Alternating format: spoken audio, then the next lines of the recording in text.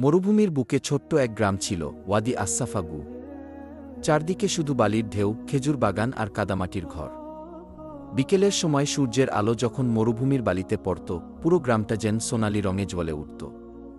সেই গ্রামে বাস করত একজন গরিব মানুষ, সালেহ ইবনে হামিদ। মাঝবয়সী, লম্বা দাড়িওয়ালা শান্ত একজন মানুষ। তার পরনে থাকত সাদা পুরনো জুব্বা আর মাথায় ছোট কাপড়ের টুপি। স্ত্রী খাদিজা সবসময় কালো হিজাব আর ঢিলেঢালা আবায়া পরতেন। তাদের একমাত্র ছেলে ছিল, আয়মান। ঈদুল আহা সামনে।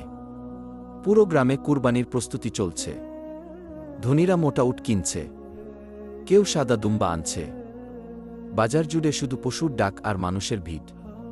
কিন্তু সালেহর ঘরে ছিল নিস্তব্ধতা। কারণ তার কাছে কুরবানি দেওয়ার মতো কিছুই ছিল না, শুধু একটা ছোট ছাগল ছাড়া। ছাগলটার নাম ছিল কি নূর কি। ছোট্ট আয়মান সেই ছাগলটাকে নিজের ভাইয়ের মতো ভালোবাসত। প্রতিদিন সকালে তাকে খেজুর পাতা খাওয়াত, মাথায় হাত বুলাত, আর রাতে নিজের পাশে ঘুম পাড়াত। কিন্তু গ্রামের সবাই জানত ওটাই সালেহর একমাত্র সম্পদ। এক সন্ধ্যায় খাদিজা ধীরে বললেন, এই ছাগলটা বিক্রি করলে অন্তত কিছু খাবার কেনা যাবে। সালেহ চুপ করে রইলেন। বাইরে মরুভূমির বাতাস বইছিল। দূরে মসজিদ থেকে এশার আজান ভেসে আসছিল। তিনি ধীরে বললেন, যেটা আল্লাহর জন্য সবচেয়ে প্রিয়, কুরবানি তো সেটাই গি।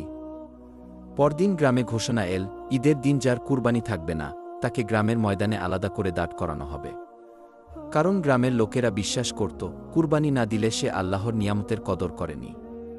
খবরটা শুনে ছোট্ট আয়মান ভয় পেয়ে গেল। সে রাতে ছাগল কি নূর কিকে জড়িয়ে ধরে কাঁদতে লাগল। আব্বা, নূরকে নিয়ে যাবেন না, ও তো আমাদের পরিবারের একজন। খাদিজার চোখ ভিজে উঠল। কিন্তু সালেহ আকাশের দিকে তাকিয়ে শুধু বললেন, কখনো কখনো আল্লাহ মানুষের হৃদয় দেখেন, সম্পদ না গি। ঈদের আগের রাত। পুরো গ্রামে তাকবীরের ধ্বনি, ঘরে ঘরে আলো। কিন্তু সালেহর ঘরে নীরবতা। ফজরের আগে সালেহ উদু করে নামাজ পড়লেন। তারপর ধীরে ধীরে ছাগল খু নূর কি এর গলায় হাত রাখলেন। ছোট্ট আয়মান ঘুম ভেঙে সব দেখছিল। তার চোখে পানি। সে দৌড়ে এসে বলল, আব্বা, আল্লাহ কি আমাদের কষ্ট দেখেন না? সালেহ ছেলেকে বুকে জড়িয়ে বললেন, আল্লাহ সবচেয়ে বেশি দেখেন মানুষের ত্যাগগু। ঈদের সকাল। পুরো গ্রাম কুরবানির মাঠে জড়ো হয়েছে। ধনী লোকদের উট, গরু, দুম্বা সারি সারি দাঁড়িয়ে। আর এক কোণে সালেহ দাঁড়িয়ে আছেন ছোট্ট ছাগলকে নূর কি নিয়ে। অনেকে হাসছিল। একজন ধনী ব্যবসায়ী বলল, এই দুর্বল ছাগল দিয়েও কেউ কুরবানি দেয় নাকি? লোকেরা মুচকি হাসল। ছোট্ট আয়মান মাথা নিচু করে ফেল। ঠিক তখন হঠাৎ মরুভূমির দূর প্রান্তে ধুলোর ঝড় উঠল। সবাই তাকাল। একটি ক্লান্ত উটের কাফেলা গ্রামের দিকে আসছে। কাফেলার সামনে ছিলেন এক বৃদ্ধ আলেম। সাদা দাড়ি, ধুলোমাখা জুব্বা, মাথায় পাগড়ি। গ্রামে ঢুকেই তিনি থেমে গেলেন। তার চোখ সরাসরি পড়ল সালেহ আর ছোট্ট ছাগলটার উপর। তিনি ধীরে সামনে এগিয়ে এলেন। তারপর আশ্চর্যজনকভাবে বললেন, এই ছাগলটা আমি চিনতে পারছি গি। লোকেরা হতবাক।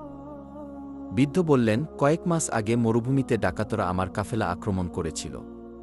আমি আহত হয়ে বালির মধ্যে পড়েছিলাম। তখন একটা ছোট ছাগল বারবার আমার পাশে ঘুরছিল। তার গলায় বাঁধা কাপড় দেখে গ্রামের এক লোক আমাকে খুঁজে পায় এবং আমার জীবন বাঁচে গি। তিনি ছাগলের গলায় বাঁধা পুরনো নীল কাপড়টা দেখালেন। সেটা সত্যিই কি নূর কি এর কাপড়? সবাই স্তব্ধ। বৃদ্ধের চোখ ভিজে উঠল। তিনি বললেন, এই ছাগল শুধু পশু না, আল্লাহ এটাকে এক প্রাণ বাঁচানোর কারণ বানিয়েছেন গি। তারপর তিনি পুরো গ্রামের সামনে ঘোষণা দিলেন, আজ আমি আমার সবচেয়ে দামি উটটি এই পরিবারের নামে কুরবানি করব। লোকেরা নিঃশব্দ। যারা হাসছিল তারাই এখন লজ্জায় মাথা নিচু করে আছে। কিন্তু সবচেয়ে অবাক করা বিষয় ছিল, সালেহ কাঁদতে কাঁদতে বললেন, না, আমি আল্লাহর জন্য যেটা সবচেয়ে প্রিয় সেটাই কুরবানি করতে চেয়েছিলাম গে। তারপর তিনি নিজের হাতে নূর কিকে কুরবানি করলেন। ছোট্ট আয়মান কাঁদছিল, কিন্তু এবার তার চোখে কষ্টের সাথে গর্ব ছিল। সেদিন পুরো গ্রাম বুঝেছিল, কুরবানি শুধু পশু জবাইয়ের নাম না, কুরবানি হল হৃদয়ের সবচেয়ে প্রিয় জিনিস আল্লাহর জন্য ছেড়ে দেওয়ার নাম। শিক্ষামূলক বার্তা, আল্লাহ মানুষের সম্পদের পরিমাণ দেখেন না, দেখেন তার নিয়ত, ত্যাগ ও তাকওয়া। সত্যিকারের কুরবানি হল এমন কিছু আল্লাহর জন্য ছেড়ে দেওয়া, যেটা হৃদয়ের সবচেয়ে কাছের।